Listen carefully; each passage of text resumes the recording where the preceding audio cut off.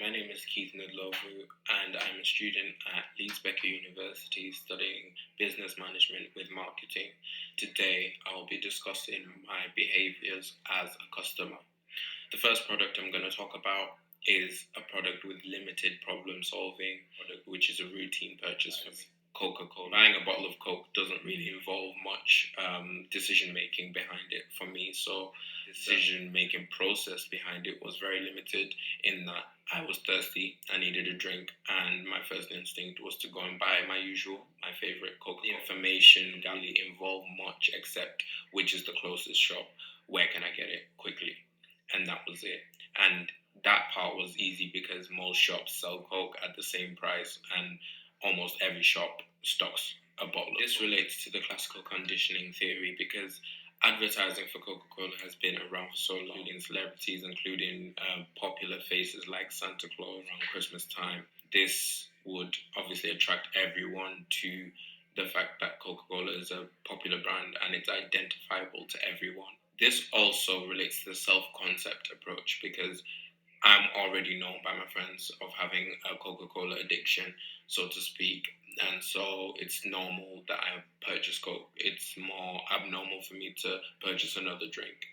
And it's become almost a part of my personal brand. This also relates to the theory of planned behavior because it was planned behavior in the note that I went to the shop knowing that I'm probably going to come out with Coke.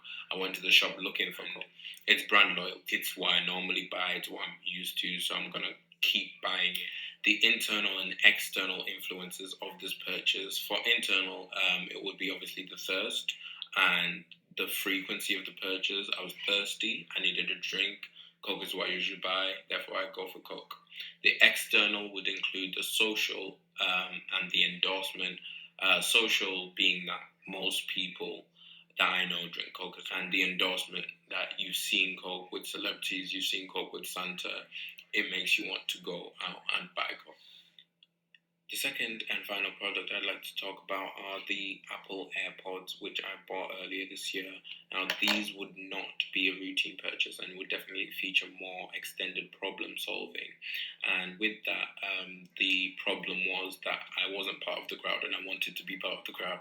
So I went out and saw options for price for AirPods. I compared prices of refurbished AirPods alongside new ones and brand new ones from Apple. And eventually I decided on a website called gdprice.co.uk, which sells discounts electronic products. This was better for me because I paid £125, which is £25 than retail price at Apple, which is £150 upwards, which still in turn wasn't a good price, I would say, and I did have a bit of purchase regret after, but I was still happy with the product. This relates to consumer involvement theory just because I had high emotional involvement with buying the product. It was one part of the crowd, and it's an infrequent purchase. It's not one that I would spend £125 over and over again because that's not something I would do. It also relates to cognitive dissonance because it was a progressive choice.